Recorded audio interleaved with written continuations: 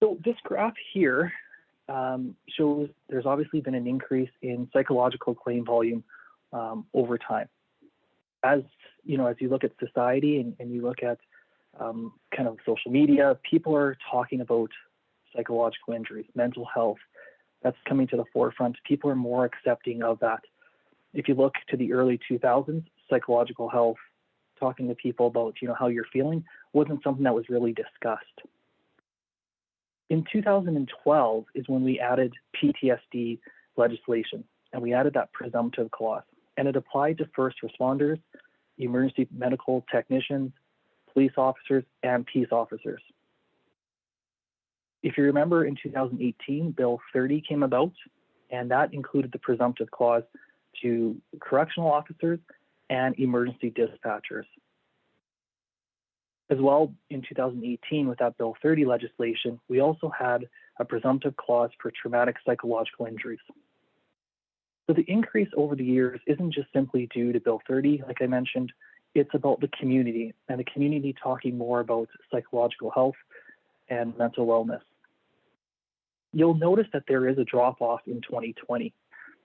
What we're kind of thinking is that drop-off is more people are working from home. Maybe more people didn't have the opportunity to work because they were put on furlough, or maybe bullying and harassment claims have gone down. So we're not quite sure what the cause is, but those could be some reasons on why there's been a drop between 19 and 2020.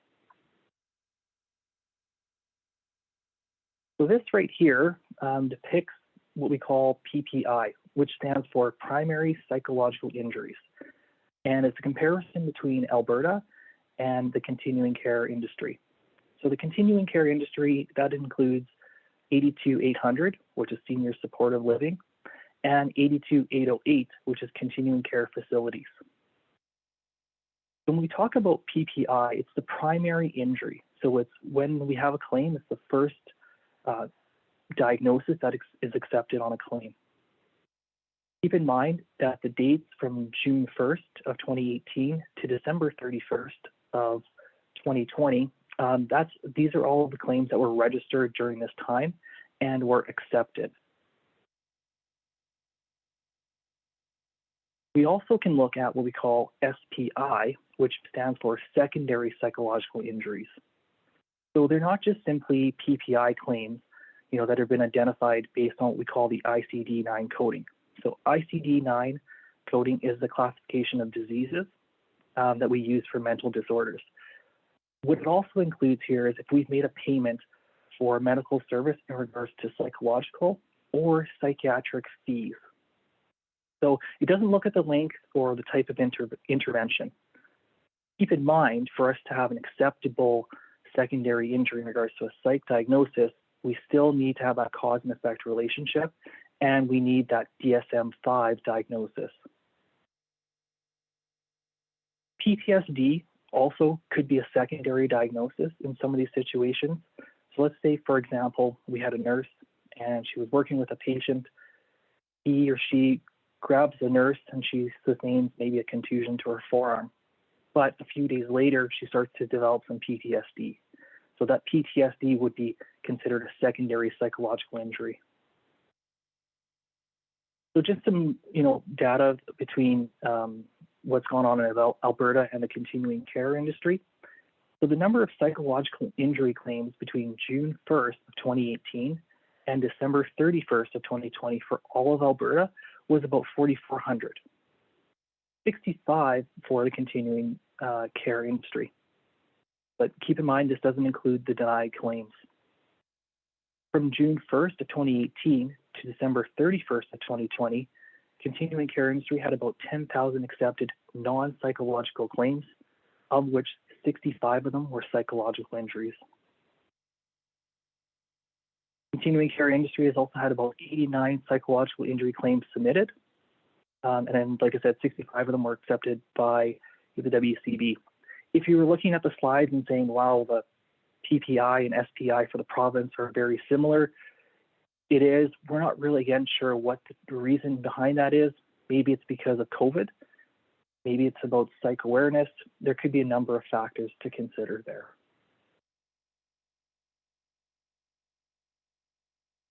Now we're going to talk about what is a psychological injury.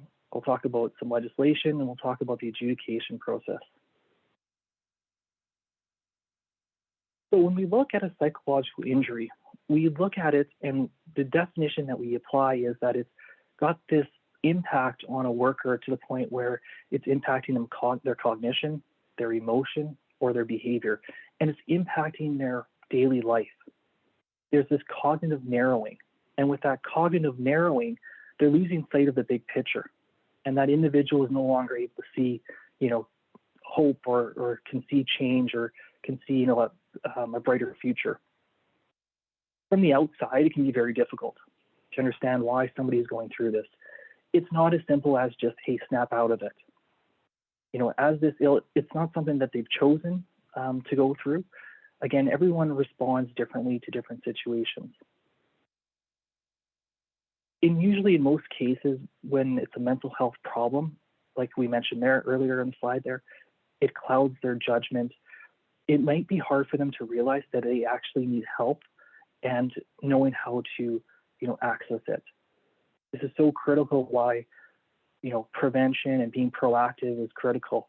So as an employer, do you have coverage? So does your Blue Cross coverage entail counseling services? Just like you have dental coverage, it's something that employers maybe need to start thinking about moving forward. Do you have an EAP program as well? Those could definitely help with the prevention of mental health injuries. What are some of the psychological injuries that we see? So number one of them we see is depression. So we define depression as a low mood, feelings of sadness. There's often a loss of interest, the things that they used to enjoy. Maybe they enjoyed gardening and they don't enjoy that anymore. Anxiety disorder is this intense and persistent and frequent anxiety that's just out of scope of the event. Adjustment disorder is a mood disturbance. It's often with a high anxiety, we'll see. There's difficulty with moving forward, taking those steps to kind of come out of it. You may also see depression. It could also be a secondary to a physical injury as well in some situations. Acute stress reaction, that develops when a person's exposure to a traumatic event, and again, that could be physical or emotional, typically lasts a duration of about 30 days or less. On the other hand, PTSD, that's where we start to see 30 days or more post-incident. And it's usually triggered by a traumatic event. So it could be symptoms like a flashback. Maybe they're having problems sleeping. When they close their eyes, all they can think about is that traumatic event. Maybe they're irritable, aggressive, there could be guilt, and there could be shame. And the last point here is about job stress. So job stress is just, part of our everyday work. We experience that as we go through the work and, our work environment and our work days, but that on itself is not a disorder or a psychological injury. Just to kind of drive home again the point of psychological health. So this slide is going to talk about data which came from the Mental Health Commission of Canada and the Canadian Centre for Occupational Health and Safety. The Mental Health Commission of Canada has a lot of great resources. I'd encourage you to go check it out after this presentation, to look at some of the resources they have, and you can utilize that in your work environment. So 1 in 5 Canadians are going to experience a psychological health problem or illness each year. I think if you take a step back and just kind of look at your family or your group of friends, it wouldn't be surprising if that number was higher, looking at people who have had psychological health injuries or illnesses or have needed counseling. Again, it's the #1 cause of disability in Canada. There's a cost component to this.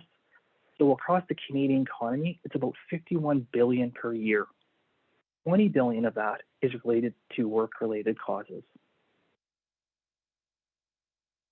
Almost half of Canadians would say the most stressful part of their day is work. We spend a majority of our time at work. In some cases, working at home has led that to working longer hours in some situations. But 47% of Canadians are saying that is the most stressful part of their day. Add on COVID, add on, trying to juggle your kids, teaching and situations like that, maybe taking care of aging parents as well. I wouldn't be surprised if that number goes up in the coming years. There seems to be an impact on mid-career workers. And mid-career, when we're looking at that, again, kind of touches on maybe they're looking after aging parents. They're trying to juggle working from home, and maybe they're trying to teach, grade 3 math, for example, or grade 7 math, to their kids while COVID's going on. I think the last point is very, telling, but only 23% of Canadians would be willing to talk to their employer about, their psychological health and when they have an issue. Again, that's why proactiveness and having, psychological resources available is important for your workers.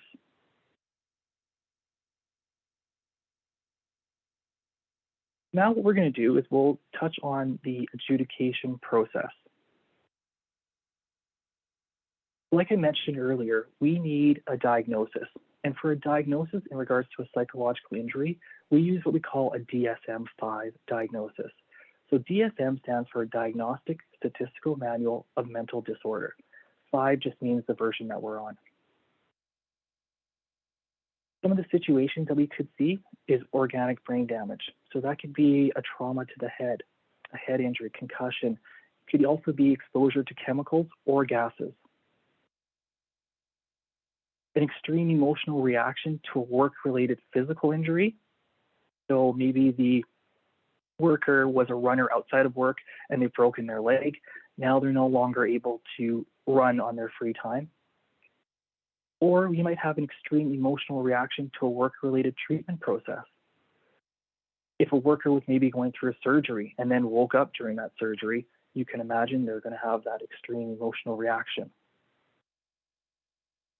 We're going to talk about traumatic onsets in the coming slides, and we'll touch on chronic, and we'll touch on the changes in regards to those two policies in regards to Bill 47.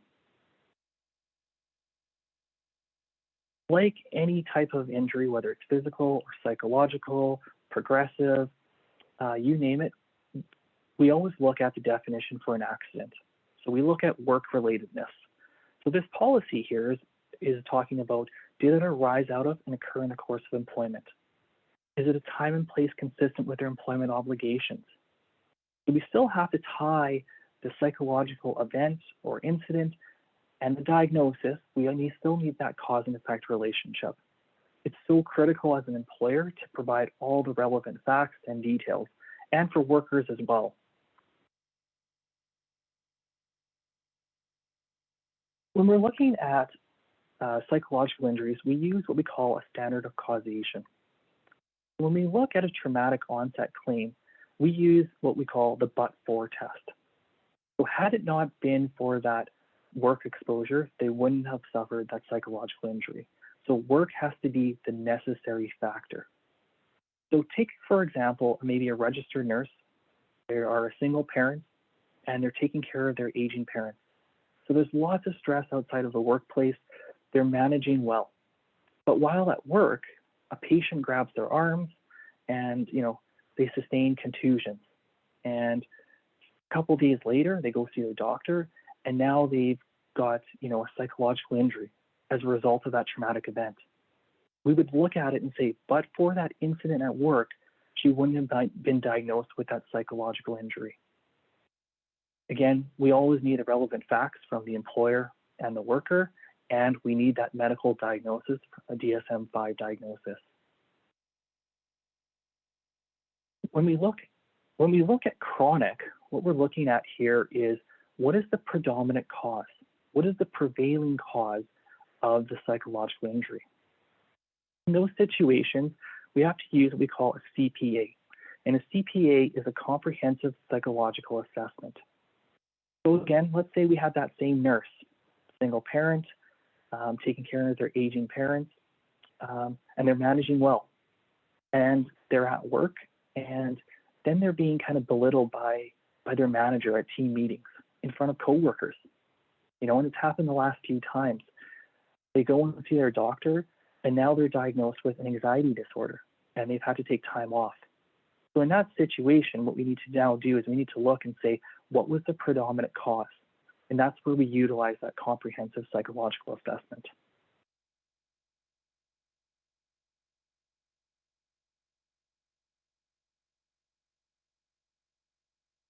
We'll go into more information about Bill 47 changes here on this slide.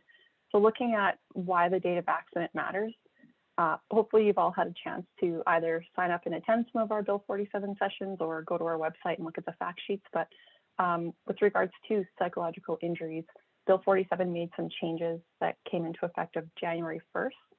So when we're looking at adjudicating claims, it's really important that we know what the date of accident was so that we know which I guess, legislation or which policies to use. So if something traumatic happened, if there was a singular event that's reported by a worker, that's the date. So the date of that event is the date of accident that we would use. So if the date of that event occurred on or after January 1st, 2021, then we look at what that Bill 47 legislation was. If it was a series of events, so if it's more of a chronological psychological injury or developed over time, then what we look at for the date of accident is the date of that first medical treatment or the date they first laid off from work. And if medical evidence supports the relationship of that accident, we look at whatever is first, so either the date of layoff or that treatment. So we always look at that date of accident. It's important. As you'll see, we'll go through what the changes were with Bill 47, so you'll see why that is more important. Benj mentioned earlier that we look at traumatic onset for psychological injury claims. So the definition of a traumatic incident is defined as a direct personal experience of an event or directly witnessing an event that reasonably and objectively assess is sudden or unexpected, frightening or shocking, having a specific time and place, and involves an actual or threatened death or serious injury to oneself or others, or a threat to one's physical integrity. So we have to look at all of those factors when looking whether or not an event meets our definition of a traumatic incident when we're looking at accepting and adjudicating these claims. So some examples of a traumatic incident could be a victim of a robbery or hostage-taking event, if you're looking at convenience store workers, stuff like that, witnessing the death or severe injury of a coworker, or if you're providing assistance to victims of severe physical trauma and fatalities if you're a witness to that event. We also look at traumatic onset with regards to interpersonal relations between a worker or coworkers, management, or customers that may be traumatic when they result in behaviors that are aggressive, threatening, or abusive. So when it comes to interpersonal relationships, it also has to meet the definition of a traumatic event that we went through on that previous slide. We wouldn't just, if someone's reported a singular event of an aggressive behavior towards someone, it also has to meet our definition of the traumatic event that we discussed previously. So that means it has to be aggressive, threatening, or discriminatory, as well as sudden and unexpected, frightening or shocking, having a specific time and place, and involve an actual or threatened death to oneself or one's own physical integrity. Some examples of that could be like a sexual assault where someone's maybe groped inappropriately. That would be a threat to one's physical integrity. Verbal threats of assault or violence or workplace violence. So if a customer comes in or a client, family member comes into some of your facilities and threatens to hurt one of the workers and their family, threatens to come back to the workplace with a weapon, those are all things that would fall under the traumatic onset for interpersonal relationships. That bottom part there talks about psychological injuries with date of accidents from April 1st, 2018 to December 31st, 2020. That falls under previous legislation that we had in place under Bill 30. This is where we would look at presumptive coverage for traumatic events for all workers. So if a traumatic event happened, whether you're a first responder or you're a convenience store worker, if an event occurred that met that traumatic onset definition, and then we had a DSM-5 diagnosis paired along with that, we would presume we'd presume that it occurred at work and that was a work-related diagnosis after December 31st, 2020. So as of January 1st, with the Bill 47 changes, the presumptive coverage only applies to first responders. So it doesn't mean that any other workers in the province that aren't first responders can't have an accepted claim under the traumatic onset. It's just that we would have a little bit more investigation to do, and we wouldn't presume that it was as a result of that incident. Another change would be the workload and interpersonal events. So anything that's excessive or unusual in comparison to the pressures and tensions experienced in normal employment. So we'll use, usually we use like an accountant as an example here. So typical normal workload for an accountant, you know, they might be slower later in the year, but around February, March, April is usually when they have an increased workload. That's normal according to that job. But when we're looking at workload pressures for other jobs, if it's in excess of what's normally occurring, we could look at that as under the traumatic policy for that date range of April 1st, 2018 to December 31st, 2020. Effective January 1st with Bill 30, the workload pressures and interpersonal events are now looked at under our chronological or chronic onset, policy. So that's another change that's important to bring up. Okay, so what is chronic onset psychological injury and when is it compensable? So when it's an extreme emotional reaction to an accumulation over time of a number of verifiable work-related stressors that do not fit the definition of a traumatic event, so that wasn't a one-time thing. A significant work-related stressor that has lasted for a long time and does not fit the definition of a traumatic event, or bullying or harassment defined as a repeated incident of objectionable or unwelcome conduct, comment, bullying or action intended to intimidate, degrade, or humiliate a particular person or group.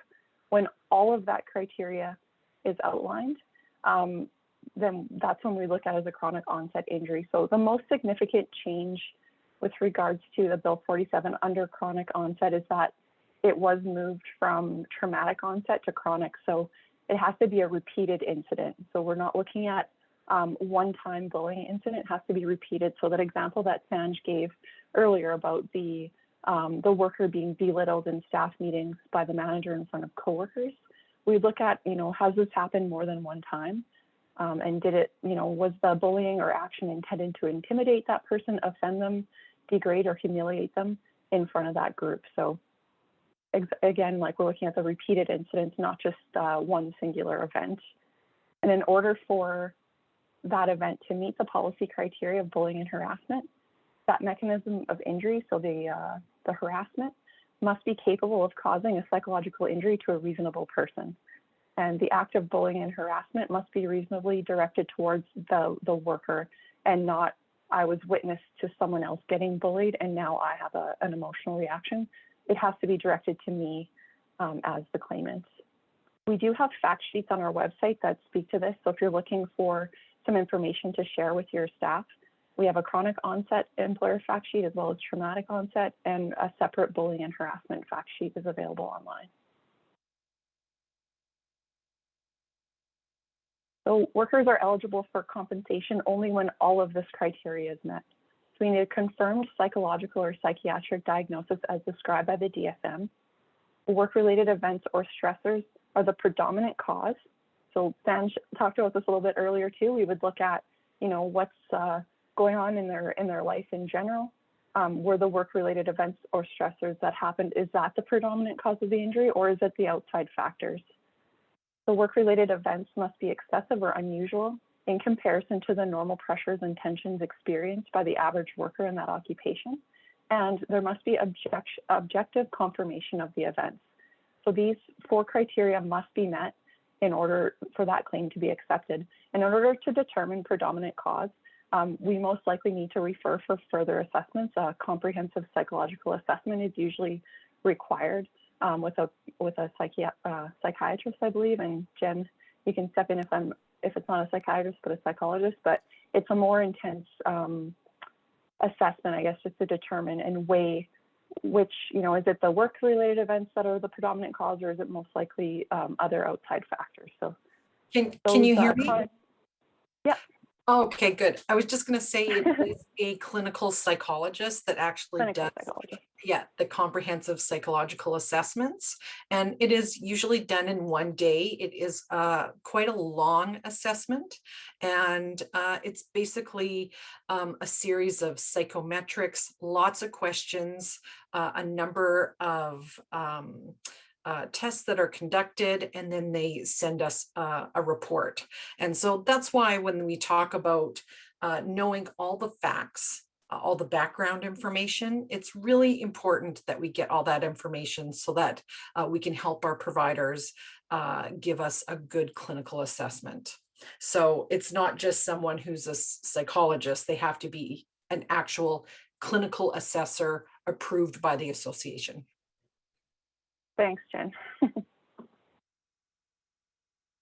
we'll talk about normal workload pressure. So I guess most workers have gone through some of these when you're employed for employers. So you get hired, you go through firing of employees, performance evaluations and corrective actions are something that normally happens in a place of employment, staff assignments, transfers, or restructuring within the company, promotions, demotions, and layoffs, periodic workflow fluctuations or assignment changes. So like that accountant would have periodically increased workload in the spring versus maybe in the summer or fall.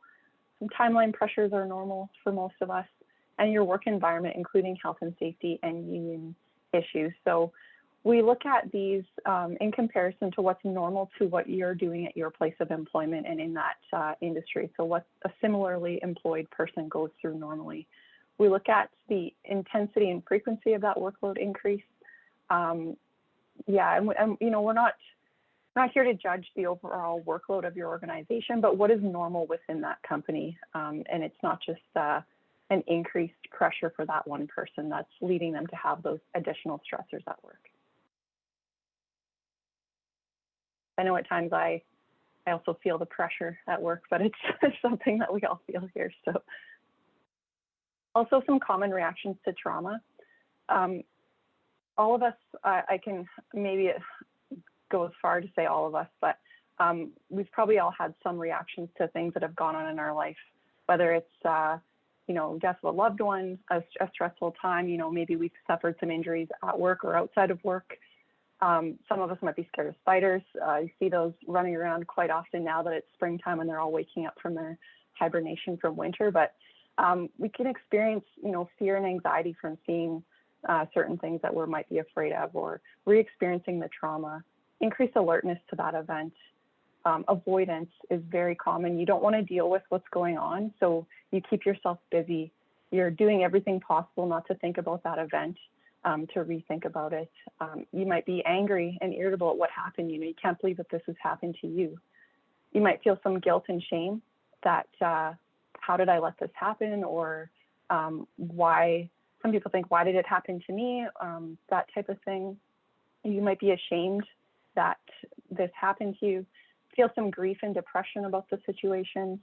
Might have a changed view of the world, not trusting certain things, certain people that may have prevented something from happening. You might start using alcohol or drugs more frequently than you used to before, or maybe you didn't before and now you are. Also negative risk-taking behavior, so putting yourself into high-risk situations because you just don't have that protection for yourself, or you don't feel like you need to protect yourself, you just don't care anymore. So we may have some situations where a traumatic event occurs and then someone experiences some of these common reactions. Submit a claim to us.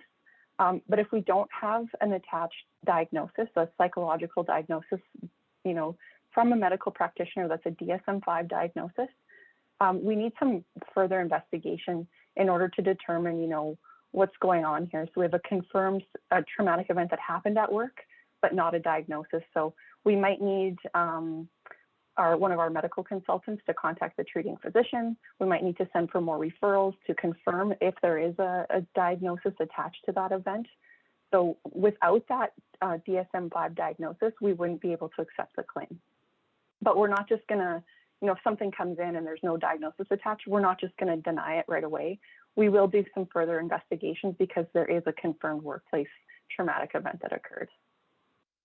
And I'll just add something to that. So Hmm. sometimes if a traumatic event happens, the person's back at work the next day, everything seems okay, you can just report it as an incident that took place. And then if they have problems later, we already know that something happened at work. And then we'll look for that second piece to actually make a decision, that DSM-5 diagnosis. So it's better to actually report if you know a traumatic event happened at work. Just let us know about it. We have a process only type claim. There's no time loss, but at least we know that something happened, so that it's kind of on people's radar. Because what happens sometimes is that, somebody's robbed in the workplace, they come to work the next day, well, then they start struggling at work a little bit. And avoidance is a symptom. So all of a sudden, if you've got a great employee, something traumatic happens at work, and now they're coming in late, there's certain behaviors going, you're like, am I going to have to performance manage this problem, this person? But what's really happening is that they had a traumatic event, and they've just decided to go on with things, and maybe not address some of those symptoms that are coming up. So at least if it's kind of on people's radar, just to keep an eye on that person, you as the employer might, and especially a manager, immediate supervisor, you'll be looking for those signs and symptoms of a change in behavior, personality, work ethic, that kind of thing. And then you can, we've already got that notification in place with WCB, and you can direct them to the doctor, and that way things just kind of go smoother. Yeah, so I just wanted to throw that in. Yeah, that's perfect, because it's a great segue for our next slide. So looking at no two cases are alike. So Jen said, a trauma occurs within a person. One person might be totally fine after, witnessing a traumatic event or going through something, or those belittling comments may just roll off their back. It doesn't bother them. The other person goes through that same exact situation, and they could be, have a diagnosed injury, and have a severe reaction to it. So it happens within the person, and reactions are very individual. And when you hire somebody, you're hiring them both with their physical and mental health past experiences. And a lot of times we don't know what those are when we're hiring people. So when something does happen at the workplace, you could have someone that's bringing a lot of stuff that they had before, and that's kind of like Sanj mentioned before, that but for that workplace event, they could have continued to cope and manage with everything that they have along with them prior to working for you. And now something happened at work that's now kind of caused them not to be able to cope. And now they need treatment, and they have a diagnosed psychological injury. So again, just reiterating what Jen said, is checking in with your staff, do a debrief after something happens, check in to see how they're doing. A coworker might even say, Kim isn't really acting the same. Excuse me, talking a little bit too much today. Yeah, like Kim's not acting herself today. I think that event that happened yesterday, I think it's impacting her, but she doesn't want to talk about it. I asked how she's doing.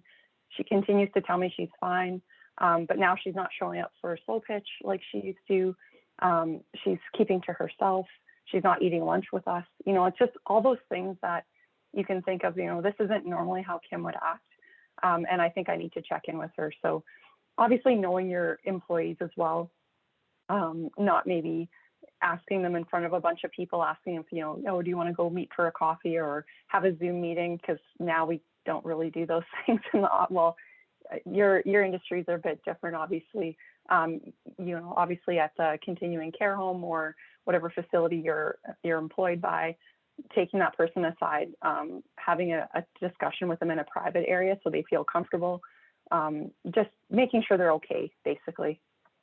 And if they're not okay, like what resources are available to them. And I'm probably jumping ahead a bit, but I just think it's really important that we do those check-ins with people and not let things slide because they're not coming forward telling you something's wrong. It's really hard for people to talk about. If you go back to that initial slide, the 23% of employees do not feel comfortable talking to their employer about psychological injuries or, that they're feeling a little bit off. They don't want to be performance managed if they say they can't handle something. So it's just important to really be open with those discussions and make sure if someone's struggling that you're being supportive and prepared to offer help in a way that aligns with your current workplace resources that are available. Going back to what our presumptive coverage changes happened with Bill 47. So as of January 1st, 2021, if a correctional officer, emergency dispatcher, firefighter, paramedic, peace officer, or police officer is or has been exposed to a traumatic event during the course of their employment and is or has been diagnosed as per DSM-5 criteria with a psychological injury by a physician or psychologist, that psychological injury shall be presumed that it's work-related unless the contrary is proven to be an injury that arose out of and occurred during the course of employment. So that's just for first responders now as of January 1st. And prior to that, so if the date of accident was between April 1st, 2018 and December 31st, 2020, that presumption was there for all workers. Speaking to the unless the contrary is proven, Jen mentioned this already, it's really important for you as employers to provide us with as much information as you have about the incident that occurred so that the adjudicators have all the information available to make accurate decisions. If there's something, if there could be a factor that goes against that it didn't happen at work, then we need to know that information. And we can do more information gathering and all that stuff, which is what we talk about next. And for first responders, it just has to be at least in part. And so Okay. We really, with first responders, the presumption doesn't mean that we assume they have a diagnosis. It just means that if they have a traumatic diagnosis, we assume that at least in part is related to the nature of their job, because they could pick literally any day at work because they're always seeing people in distress. They're always coming up against very traumatic, disturbing events every day. So, that's why we don't ask them to detail that mechanism of injury, because just the nature of their job is the mechanism of injury. So that causal link is presumed, but we don't presume the diagnosis. It's if they have a diagnosis, we presume it's at least in part related to their job. Yeah, thanks, Jen. That's an excellent point. So just building off of that, so we accept claims and we have sufficient information to support it. So if we have confirmation, or they say that there was they're experiencing just based on their job they have traumatic events that have occurred, but there's no diagnosis attached to it, then we need to gather more information, send for some assessments to confirm that a diagnosis exists. We could also receive medical information that creates a claim that confirms a diagnosis, but then we might not have a workplace event attached, but based on the nature of their job, if we only have that diagnosis based on the nature of the job, then we can say, well, yeah, we presume that it occurred at work, unless the contrary is proven by information that you submit as an employer. So we have an example here of a first responder who was at work at their station, say it was a firefighter, and they discovered that their ex had posted sensitive personal pictures of them online in an act of revenge. And now, because they discovered this while they were at work and they experienced that situation while they're at work, they filed a claim for time lost due to mental health, so anxiety, as a result of seeing those pictures that were posted. The claim was ultimately denied because the traumatic event did not arise out of or occur in the course of employment, because that hazard was strictly personal. So just because they were at work, we did more investigation and interviews and determined that that traumatic event did not actually arise out of the course of their employment as a firefighter. It was strictly personal. So that's why it's important to get all the information, because at first we're looking at it as though it's a first responder with a mental health diagnosis, and it could have been accepted presumptively, but the details just didn't support the trauma was caused by a work event.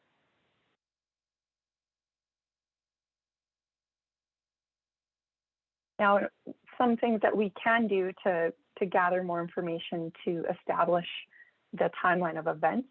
We can speak with any witnesses that may have been present at the time, request information from the worker and you as the employer, looking for additional documentation. If it is a workload event, we would look at, what's normal for overtime, what's the normal workplace pressures for that particular job, what's abnormal in this situation, asking the employer for results of any internal investigations that you may have done, any incident reviews, health and safety reviews, all that type of stuff.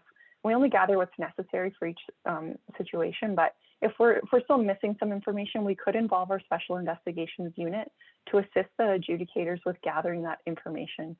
So if you already have this information available and you could submit it to us, we ask that you do that. It does take some time when our special investigations unit does get involved to conduct their investigations, interviews, and produce the report. So while we're waiting for that, treatment may be approved on the claim under medical investigation to keep progressing through, because we don't want to just have that worker sitting there with no treatment, delaying their recovery and making things worse for them. So we will be proactive and start that treatment while we're still doing our investigation.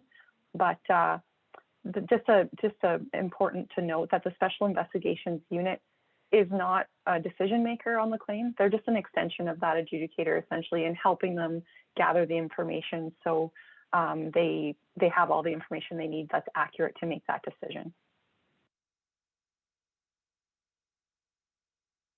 So that's coming to the conclusion here. We'll just go through some other resources that are available to you that are very helpful with when you're looking at maybe preventing workplace psychological injuries.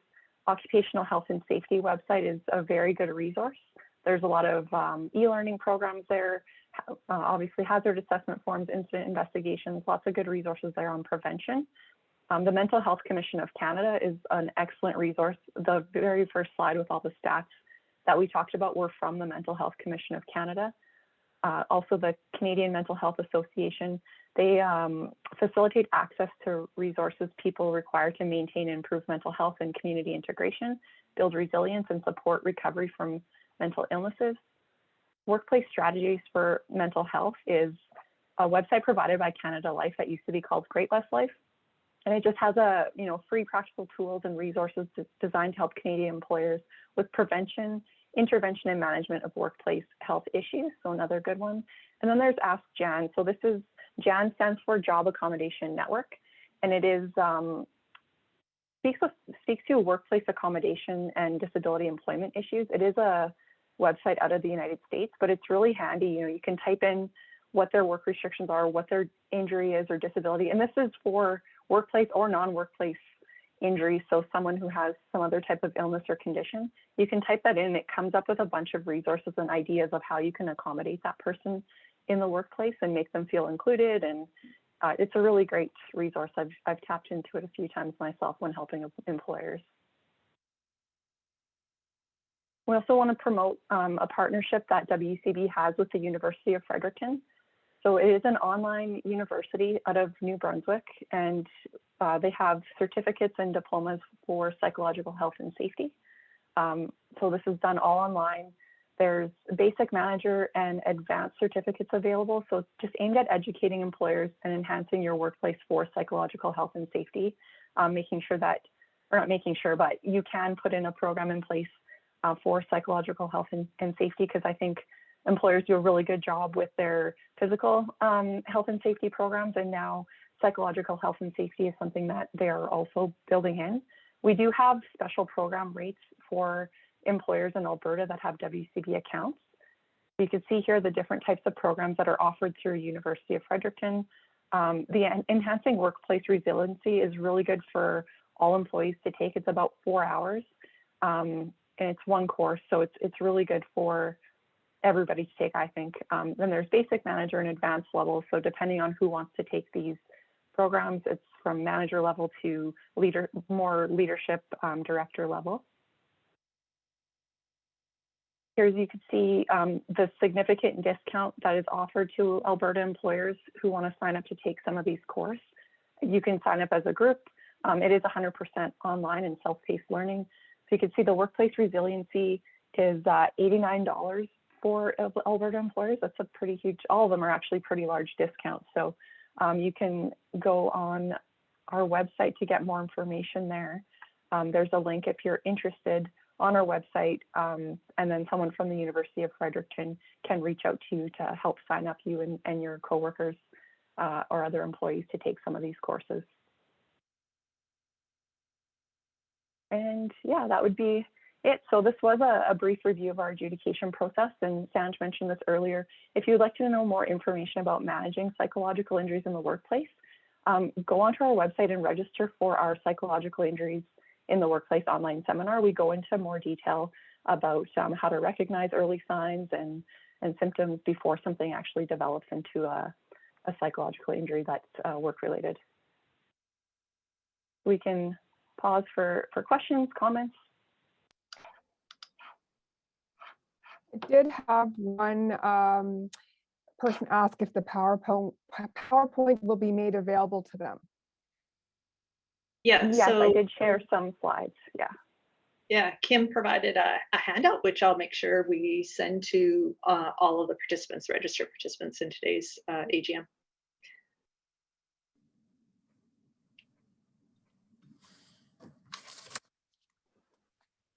I just wanted to comment, excellent presentation in terms of having a bit of a scary understanding when you share those statistics of the percentage of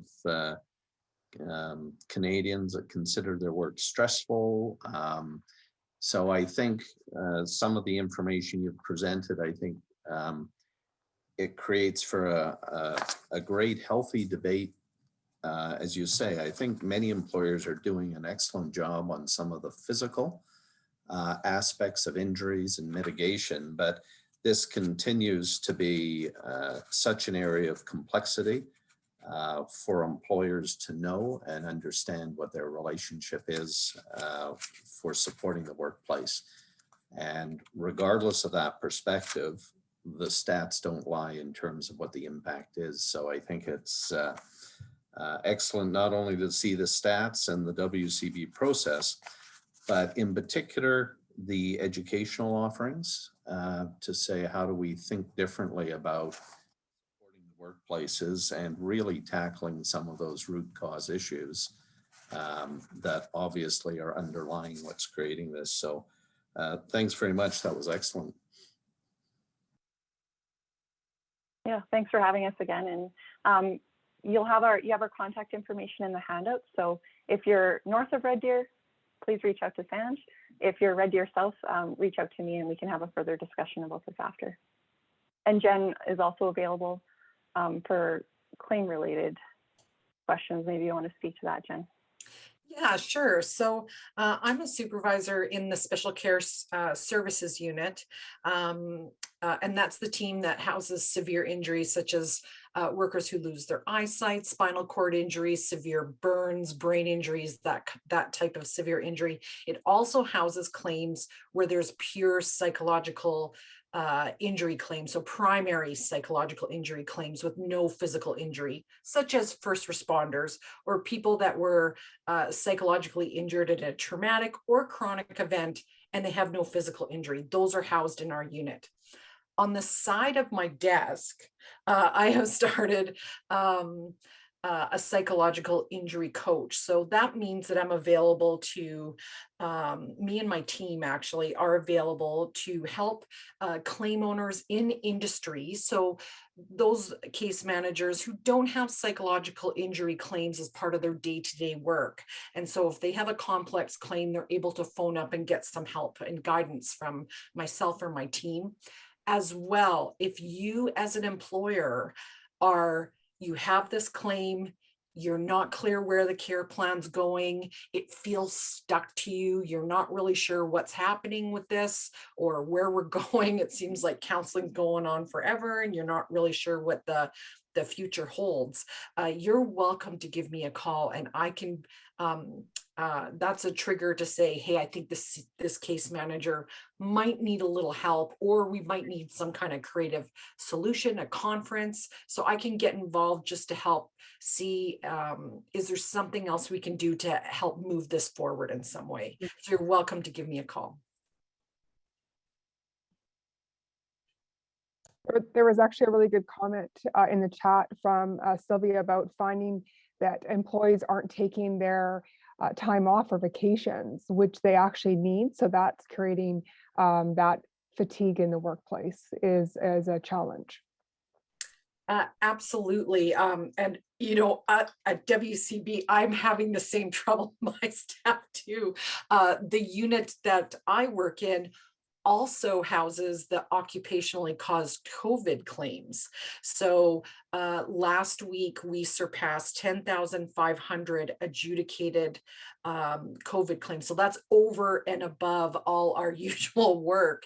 And staff are doing overtime. They're really busy and they're feeling like they don't have time to take vacation. And so we are actually, devising supports in place and forcing those folks to actually, a percentage has to be used by this date. And so, and what do you need? What supports do you need so that you feel like you can take your vacation? How can we help you with that? And so just coming up with those creative solutions, because it is unusual times for sure. And it, has its arms, this COVID has its arms in every employer across the country, across the world, I'm sure. So we're all having the same struggles, but absolutely important to have staff take the breaks. And I'll just say OH&S is coming out with, because I'm part of that group. Sorry, let me decline this there. Okay. I'm part of a group where occupational health and safety is coming out for some guidelines for employers. So this has been going on for some time. And I think we're hoping these guidelines will be out by around September 1st. They'll be housed on the occupational and health safety. So just like, there's something for slip and falls for employers, there's going to be supports there for employers dealing with psychological injury in the workplace. Everything from addressing stigma, because we know stigma drives silence. And then you find out that people are, they've been ill and ill for some time, and then it's so much harder to get back. Whereas if you identify it early, you don't have that delayed response in treatment, recovery. It just works so much better. But stigma is just this underlying thing that we have in our culture that, we don't want to talk about it. And so, so there's going to be lots of resources that OH&S is putting forward. So stay tuned, and in the fall, check and see if that project is done for some helpful tips for employers and strategies that you can do to become a psychologically savvy employer. Hey, thanks for mentioning that, Jennifer. I just wanted to mention that we do have Leanne working from my team who sits on the psychosocial hazards working group as well. So we'll have that information hot off the presses as soon as it's available for our members as well. So thanks for mentioning that. I think we had a couple of other comments for you from Darla. For a year now, our lodge managers have endured relentless abuse from residents and families, with COVID facilities shut down to visiting, not operations. So that's just a huge concern in our industry sectors for sure. And then Pat, I think we'll see a wave of exhaustion in workers who are dealing with COVID once we are out. She saw the same thing with H1N1. Certain. Okay, are there any other questions for Kim or Sanjeev or Jennifer, or comments? Excellent. Thanks very much, Kim, Sanjeev, and Jennifer. Really appreciate your attending today, and your presentation was very informative. Thanks for sharing the handout as well. And as I said, I'll make sure that that gets out to all of the participants following today's AGM.